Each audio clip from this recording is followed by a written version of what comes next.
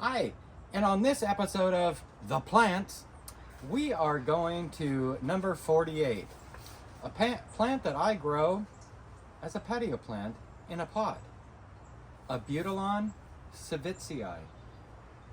Love this variegation. So I received this through a propagation class I took as part of the WCU Extension Master Gardener program when I first went through it back in 23. And it was just the littlest thing. I had a couple cuttings, one took. That was this one. I have overwintered it in the greenhouse each winter, but it's been really slow to grow. At the end of, when I brought it out this year, it was only about this tall. There wasn't a lot to it. So I did some research. And all the anecdotal information and growing information that I was able to find indicated that this variety of Abutilon does best in a larger pot. So you probably can't see this. So I put it in, I think that'd be about a 20-gallon pot, 15 to 20-gallon pot, and it just took off. The other things that I noted was that we want to make sure that we don't allow it to dry out. We want to keep it well watered, as well as we want to keep it well fertilized, and that seemed to do the trick. Now, a couple interesting things to note. There are many varieties of Abutilon. Abutilon is a species that comes from, it's a species of about 200 plants, and it comes from tropical, subtropical areas, South America, places of that nature.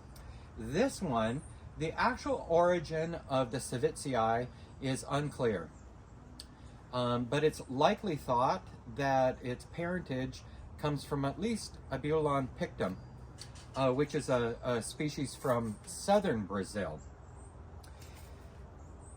Most Abutilon, not all, but most Abutilon are cold hardy down to about zone 7. This one indicates about zone 8. A lot of the people that I've interacted with that grow Abutilon tell me that in our climate here in the Pacific Northwest, 8B, that they haven't had success overwintering it. So I haven't tried. However, this winter, I'm going to move this back into the greenhouse. So where these grow naturally, they enjoy growing where the temperatures are above 65 degrees at all times. And they do well, or I wouldn't say they do well, but they're not impacted by heat or humidity, so they do well in those areas. This variegation, fun fact, this variegation is actually a virus. It is a virus known as ABMV, Abutilon mosaic something mini virus. ABMV, if you want to look it up. So the way to propagate this is through cuttings. You want to take a cutting and then you're going to keep the virus. That's how the virus is passed. In nature, it's passed by whiteflies. Now, in some cases, and I'll put a little insert in here because there is one. In some cases, you'll get an all green stem, and that's where the virus is left. And so there you can just clip that out. But that virus is what gives it that unique variegation of that light yellow with the green.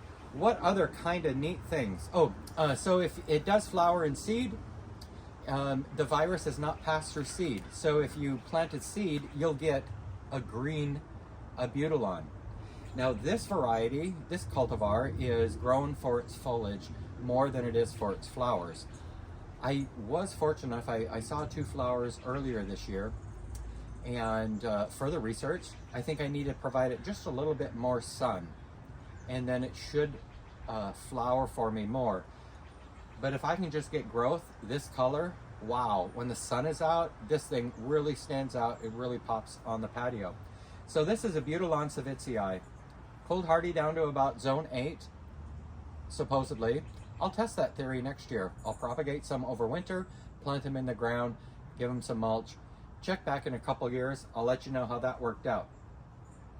while most other Abutilons that you find will indicate they're cold hardy down to about zone 7, and you'll have a little bit better luck overwintering them.